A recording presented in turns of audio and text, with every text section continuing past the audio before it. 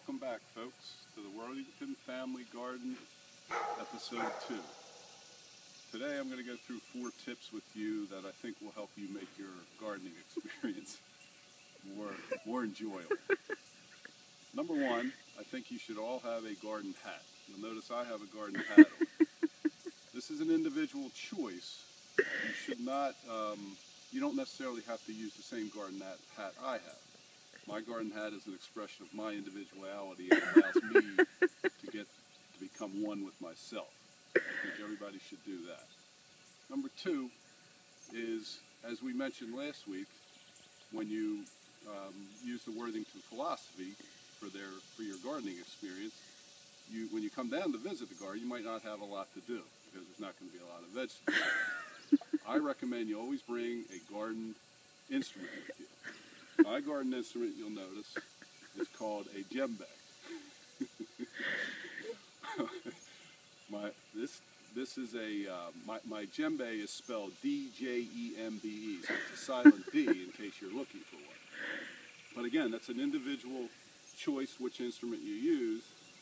The garden instrument will allow you to feel one with the garden. So the hat is to try to feel one with yourself. The instrument is to feel one with the garden.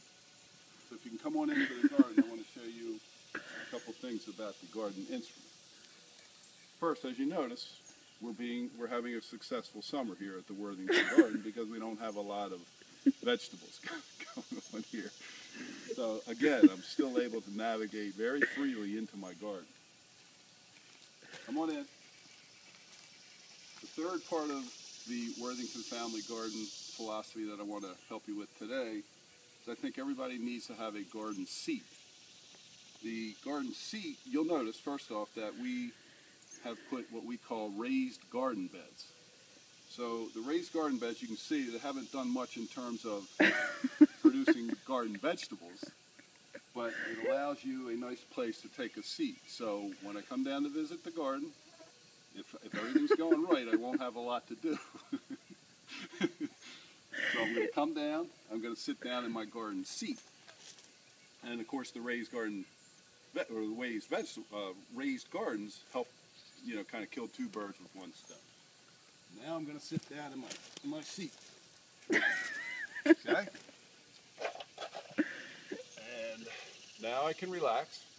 And the 4th part of our gardening experience this week is the gardening rhythm and beat.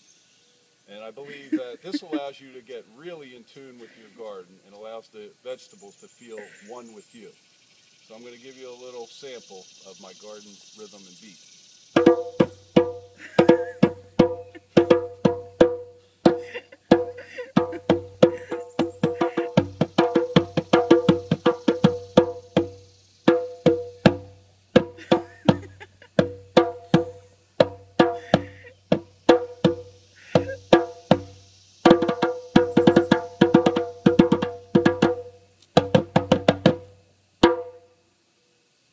Okay, so that, as you'll notice, you don't have to always be really good at using your garden instrument, but it does help in terms of developing a relationship with your garden.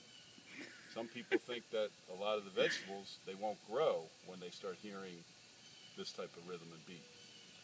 Anyway, that's it for this week. The Worthington Family Garden appreciates you watching. And we'll see you next time when we have more tips to talk about. Thank you.